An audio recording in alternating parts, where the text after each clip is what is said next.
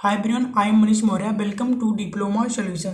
तो आज के इस लेक्चर में हम अप्लाइड फिजिक्स फर्स्ट के सेकंड यूनिट का important questions with answer cover कर रहे होंगे एंड दिए गए क्वेश्चंस पेपर में बार बार रिपीट हुए हैं।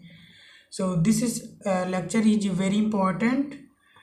Okay, let start now. Unit second है आप सभी का फोर्स एंड मोशन। इसके इंपॉर्टेंट क्वेश्चंस आइए देखते हैं। क्वेश्चन फर्स्ट है, न्यूटन के गति के नियम लिखिए। न्यूटन के गति के 3 नियम नीचे दिए गए हैं, आइए देखते हैं। तो यहाँ पे न्यूटन का फर्स्ट नियम है जड़त्व का नियम, लॉ ऑफ इनर्शिया। यदि कोई वस्तु विराम की अवस्था में है या एक समान वेग से चल रही है तो वह तब तक उसी अवस्था में बनी रहेगी जब तक उस पर कोई बाहरी बल कार्य नहीं करता। फॉर एग्जाम्पल, चलती हुई बस अचानक ब्रेक मारती है तो यात्री आगे की ओर झुक जाते हैं क्योंकि उनका शरीर पहले की गति को बनाए रखना चाहता है। ओके, आइए सेकंड लॉ को देखते हैं। न्यूटन का सेकंड लॉ है बल का नियम, लॉ ऑफ फोर्स। किसी वस्तु पर लगाया गया बल उस वस्तु के द्रव्यमान और उसकी त्वरण का गुणनफल होता है। यहाँ पे फॉर्मूला है F=m multiply by a, where जहाँ F क्या है, फोर्स है, एंड m द्रव्यमान है, मास, एंड ये एक्सीलरेशन त्वरण है। फॉर एग्जांपल, भारी वस्तु को धक्का देने में ज़्यादा बल लगता है क्योंकि उसका द्रव्यमान ज़्यादा होता है। आइए थर्ड लॉ देखते हैं न्यूटन का। तो यहाँ पे न्यूटन का तीसरा नियम है क्रिया प्रतिक्रिया का नियम, एक्शन रिएक्शन लॉ। प्रत्येक क्रिया के बराबर और विपरीत दिशा में एक प्रतिक्रिया होती है। फॉर एग्जांपल, जब हम जमीन पे कूदते हैं तो जमीन हमें ऊपर की ओर ढकेलती है। ओके, आइए क्वेश्चन सेकंड को देखते हैं जो कि अवकेंद्र त्वरण को समझाइए। अवकेंद्र त्वरण वह त्वरण होता है जो किसी वस्तु को वृत्ताकार गति, सर्कुलर मोशन में केंद्र की ओर खींचता है। जब कोई वस्तु घुमावदार पथ पर चलती है तो उसकी गति की दिशा हमेशा बदलती रहती है। इस दिशा बदलने के लिए वस्तु को केंद्र की ओर एक बल और त्वरण की जरूरत होती है जिसे अभिकेंद्र त्वरण कहते हैं। फॉर एग्जांपल, जब कार गोल चक्कर लगाती है तो टायरों का बल कार को केंद्र की ओर खींचता है जिससे कार वृत्ताकार मार्ग पर चलती रहती है। फॉर्मूला क्या है, अवकेंद्र त्वरण इक्वल टू वेग स्क्वायर डिवाइडेड बाय त्रिज्या, A equal to V square divided by R. यह हमेशा केंद्र की ओर होता है। आइए नेक्स्ट क्वेश्चन को देखते हैं। थर्ड है संवेग से आप क्या समझते हैं। संवेग किसी वस्तु की गति और उसके द्रव्यमान का गुणनफल होता है। इसे उस वस्तु की गतिज मात्रा भी कहते हैं। यहाँ पे फॉर्मूला है संवेग v द्रव्यमान m एंड मल्टीप्लाई बाय वेग v, या p equal to m multiply by v। सरल शब्दों में आइए देखते हैं। अगर कोई वस्तु भारी है और तेज गति से चल रही है तो उसका संवेग ज़्यादा होगा। संवेग का मतलब किसी वस्तु को रोकना या उसका दिशा बदलना कितना मुश्किल होगा। फॉर एग्जांपल, एक चलती हुई ट्रक का संवेग ज़्यादा होता है इसलिए उसे रोकना आसान नहीं होता। वही एक चलती हुई छोटी गेंद का संवेग कम होता है। संक्षेप में देखें तो संवेग वस्तु की गति और द्रव्यमान दोनों पर निर्भर करता है। किसके गति और द्रव्यमान दोनों पर निर्भर करता है और यह गति की एक महत्वपूर्ण मात्रा है। आइए नेक्स्ट क्वेश्चन पे चलते हैं। तब तक सभी लोग वीडियो को लाइक और नए हैं तो चैनल को सब्सक्राइब कर लेंगे। यहाँ पे क्वेश्चन 4 है, न्यूटन का गुरुत्वाकर्षण नियम लिखिए। ये पेपर में बार बार पूछा जाता है। ओके, न्यूटन का गुरुत्वाकर्षण नियम, दो कोई भी द्रव्यमान मास वाले कण आपस में एक दूसरे को आकर्षित करते हैं। यह आकर्षण की शक्ति उनके द्रव्यमान के गुणनफल के सीधे अनुपाती होती है और उनके बीच की दूरी के वर्ग के व्युत्क्रमानुपाती होती है। गणितीय रूप में देखिए तो F equal to G multiply by m1 multiply by m2 divided by r। Okay, जहाँ वेयर F क्या है, आकर्षण बल फोर्स, जी क्या है, गुरुत्वाकर्षण स्थिरांक, एंड m1 एंड m2 दोनों वस्तुओं के द्रव्यमान, r क्या है, दोनों वस्तुओं के बीच की दूरी। सारांश क्या है, दो वस्तुएं जितनी अधिक द्रव्यमान वाली होंगी उतना अधिक आकर्षण होगा, और जितनी अधिक दूरी होगी उतना कम आकर्षण होगा। ओके, आइए नेक्स्ट क्वेश्चन पे चलते हैं। सभी लोग वीडियो को लाइक कर देंगे क्योंकि यहाँ पे केवल इंपॉर्टेंट क्वेश्चन आप सभी को बताया जा रहा है। तो यहाँ पे क्वेश्चन 5 है, कोणीय वेग तथा रेखीय वेग को परिभाषित कीजिए। ये क्वेश्चन बार बार पेपर में रिपीट होता है, ठीक है। एंगुलर वेलोसिटी, कोणीय वेग। कोणीय वेग किसी वस्तु के किसी निश्चित बिंदु के चारों ओर घूमने की गति को दर्शाता है। इसे आमतौर पर ओमेगा से दर्शाया जाता है और यह बताता है कि वस्तु एक सेकंड में कितने रेडियन कोण घूमती है। साधारण शब्दों में यह घुमाव की गति है। ओके, इकाई रेडियन प्रति सेकेंड। आइए रेखीय वेग देखते हैं। लीनियर वेलोसिटी, रेखीय वेग किसी वस्तु की वह गति है जिससे वह सीधे रेखा में चलती है या घूमते हुए पथ के किसी बिंदु पर उसका स्पर्श बिंदु चलता है। यह दूरी प्रति सेकंड समय होती है। साधारण शब्दों में यह वस्तु की वह गति है जिससे वह किसी दिशा में चलती है। इकाई मीटर प्रति सेकंड। संबंध क्या है, कोणीय वेग एंड रेखीय वेग। v equal to omega multiply by r। आइए देखते हैं। रेखीय वेग ओमेगा है कोणीय वेग एंड r है केंद्र से वस्तु तक की दूरी है, अर्थात त्रिज्या। एग्जाम्पल क्या है, यदि कोई वस्तु 2 रेडियन प्रति सेकंड की कोणीय वेग से घूम रही है और उसका केंद्र से दूरी 3 मीटर है तो उसका रेखीय वेग, एक मिनट, उसका रेखीय वेग क्या होगा, v equal to 2 multiply by 3 equal to 6 metre प्रति सेकेंड। आइए नेक्स्ट क्वेश्चन को देखते हैं। क्वेश्चन 6 है, आवेग को उदाहरण से परिभाषित कीजिए। मोमेंटम। आवेग किसी वस्तु की गति और द्रव्यमान का गुणन होता है। इसे वस्तु की गति बनाए रखने की क्षमता भी कहा जा सकता है। सरल शब्दों में आवेग यह बताता है कि कोई चलती वस्तु कितनी जोर से टकराएगी। गणितीय रूप में आइए देखते हैं।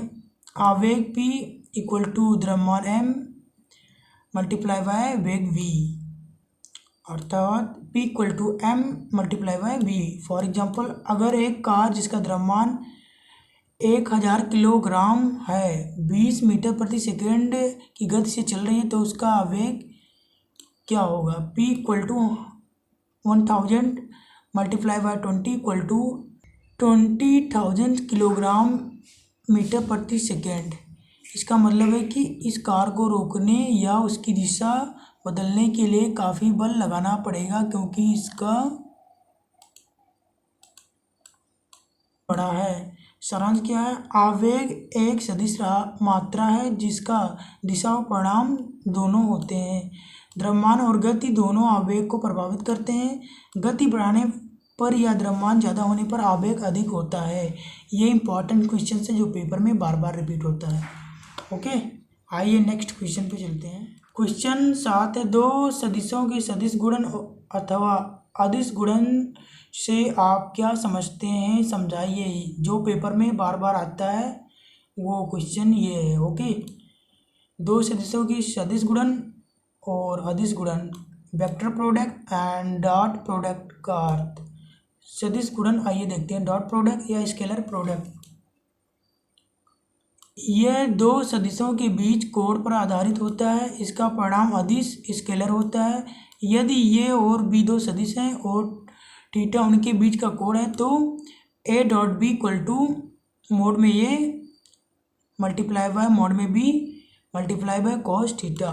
फॉर एग्जांपल, यदि दो बल 10 न्यूटन 10 एन और 5 न्यूटन 5 एन है और उनके बीच का कोण 60 अंश है 60 डिग्री है, तो A dot B equal to 10 multiply by 5 multiply by cos 60 equal to 50 divided by 0.5 equal to 25। परिणाम 25 यह केवल संख्या है, कोई दिशा नहीं। आइए सदिश गुणन को देखते हैं, क्रॉस प्रोडक्ट या वेक्टर प्रोडक्ट। इसका परिणाम एक सदिश वेक्टर होता है। यह भी कोड पर आधारित होता है, परंतु दिशा नियम राइट हैंड रूल से मिलती है। आइए फॉर्मूला देखते हैं। इसका फॉर्मूला है A multiply by B equal to mod में A multiply by mod B multiply by sine theta N cap, जहाँ एन कैप उस नए सदिश की दिशा बताता है। एग्जाम्पल, फॉर एग्जाम्पल, यदि ए इक्वल टू 4n न्यूटन और बी इक्वल टू 3n तो उनके बीच का कोण 90 डिग्री है, तो A multiply by B equal to 4 multiply by 3 multiply by sine 19 equal to 12 N cap, जहाँ परिणाम क्या निकला, एक नया सदिश जिसका परिमाण 12 और दिशा एन कैप है। आइए नेक्स्ट क्वेश्चन पे चलते हैं अभी। तब तक सभी लोग वीडियो को लाइक और चैनल को सब्सक्राइब कर लेंगे, जो नए हैं वो चैनल को सब्सक्राइब कर लेंगे। यहाँ पे क्वेश्चन 8 है, केंद्रीय बल को परिभाषित कीजिए। ये भी इंपॉर्टेंट क्वेश्चन है जो पेपर में बार बार रिपीट हो रहा है। ओके, केंद्रीय बल, सेंट्रल फोर्स, वह बल होता है जो किसी कण पर हमेशा उस कण और एक निश्चित बिंदु जैसे केंद्र को जोड़ने वाली रेखा के समांतर कार्य करता है। विशेषताएं ये देखते हैं। यह बल हमेशा केंद्र की ओर या केंद्र से बाहर की ओर होता है। इसका मान केवल कण की केंद्र से दूरी पर निर्भर करता है, दिशा पर नहीं। केंद्रीय बल की दिशा हमेशा केंद्र की ओर आकर्षण या केंद्र से बाहर प्रतिसंवेदन होती है। उदाहरण, गुरुत्वाकर्षण बल, केंद्रीय विद्युत बल। सरल शब्दों में देखें तो केंद्रीय बल वो बल है जो किसी वस्तु को एक निश्चित केंद्र की ओर या उससे दूर खींचता या ढकेलता है और हमेशा उस केंद्र की लाइन पर काम करता है। आइए नेक्स्ट क्वेश्चन पे चलते हैं। क्वेश्चन 9 है, अपकेंद्र तथा अभिकेंद्र बल को समझाइए। अपकेंद्र बल तथा अभिकेंद्र बल को समझाइए। मोस्ट इम्पॉर्टेंट क्वेश्चन है ये। ओके, अपकेंद्र बल, सेंट्रीफ्यूगल फोर्स। आइए देखते हैं। जब कोई वस्तु घूर्णन कर रही होती है तो वह वस्तु अपने घूर्णन के केंद्र से दूर भागने की कोशिश करती है। इस प्रकार का वह आभासी बल जो वस्तु को केंद्र से बाहर की ओर ढकेलता है उसे अपकेंद्र बल कहते हैं। ओके, यह बल वास्तव में एक आभासी या कपटी बल होता है जो घूर्णन के संदर्भ फ्रेम में महसूस होता है। उदाहरण, जब आप घूमती हुई झूले में बैठते हैं तो आपको ऐसा लगता है जैसे आपको बाहर की ओर ढकेला जा रहा है, वही अपकेंद्र बल है। आइए अभिकेंद्र बल को देखते हैं। सेंट्रीफ्यूगल फोर्स, किसी वस्तु को वृत्ताकार गति में रखने के लिए केंद्र की ओर कार्य करने वाला बल अभिकेंद्र बल कहलाता है। यह वास्तविक बल होता है जो वस्तु को अपने पथ पर वृत्ताकार गति करते हुए केंद्र की ओर खींचता है।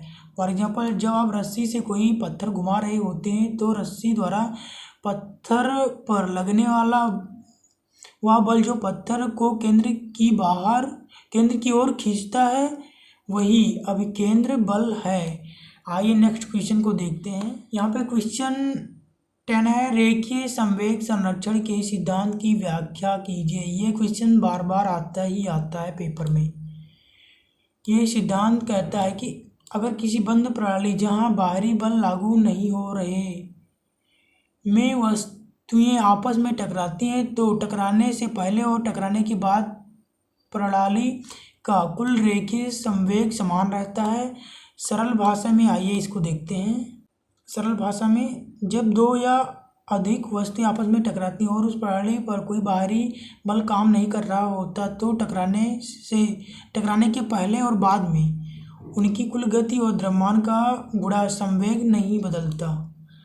फॉर एग्जांपल दो गाड़ियां टकराती हैं, यदि दोनों पर बाहरी कोई बल नहीं है तो टकराने से पहले दोनों गाड़ियों के संवेग का योग टकराने के बाद भी समान रहेगा।